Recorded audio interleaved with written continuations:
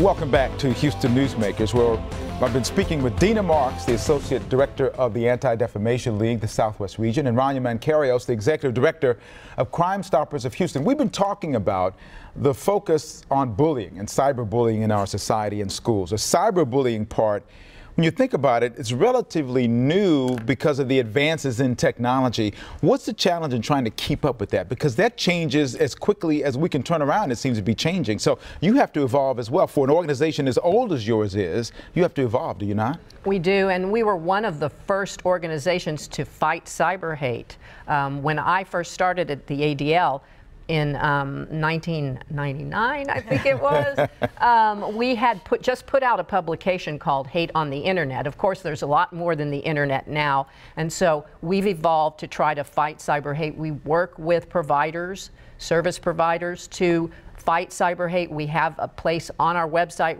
called a Cyber Safety Action Guide where you can report. It teaches you how to report to these companies. We also have a list. You were talking about apps and technology. We have a list of some of the apps that young people use that we try to keep updated all the time so that parents can go on our website and look at these apps and try to understand what they are. How's Crime Stoppers evolving with the technology that's always making it a little bit more challenging to keep up with this? Incredibly challenging, and one of the things is to understand our audience. And so when we're in the schools, it is our primary focus to understand what these kids of all ages, so we start in elementary school up through the end of high school, what technology they're using, what apps they're going to, what the dangers are of specific ones. You know, Ask.fm, we know that it have been linked to up to 23 suicides. Backchat, which is an app started by teens in California, but a lot of kids are using it. They're untraceable apps, and so what does that mean, especially for law enforcement, when you have kids blasting out these horrific threats and harassment and online impersonation,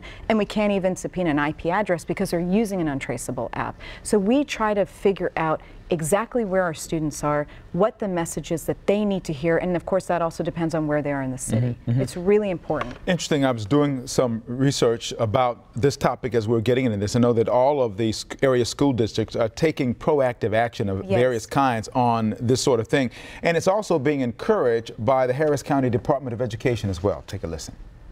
Our administration and educators and policymakers at the legislative level are responding to the rising tide of bullying. The schools now have apps that they're actually giving and making available to students that can be downloaded to their iPhones, and they actually can notify an administrator or the administration at a site that, hey, look, I'm actually being bullied right now. Kids use it, that's very helpful, is it not? If they have an app that they can do that, can you, we have to think, this young lady in Texas City, that just gets to me so much, that you want to try to find ways that that sort of thing can be stopped. It seems that's the basic foundation of all that you're doing now. I think it's a gap in the law, that specific case, because, you know, the problem is that she wasn't necessarily bullied in the schools, so it's not necessarily a school issue. That she was cyberbullied and it was taking place outside of schools. So the school administration and the law enforcement, we're all trying to play catch up. But I think one of the big messages is we always tell kids, tell again, tell. And so this app and any other means you can give a student to tell is critical. I noticed that the ADL also did a 4-month investigation on some of the bullying and harassment that was going on during the presidential campaign of journalists.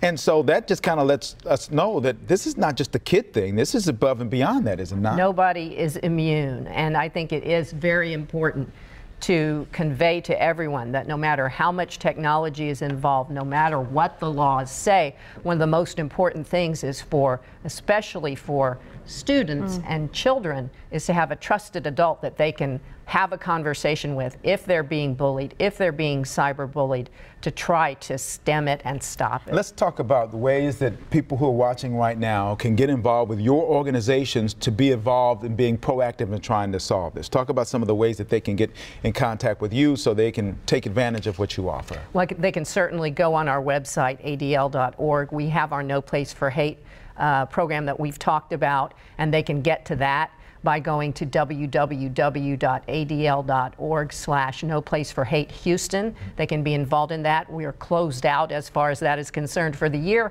but they can go on that website and find out how to be involved next year. Those are just a couple of ways. Rania?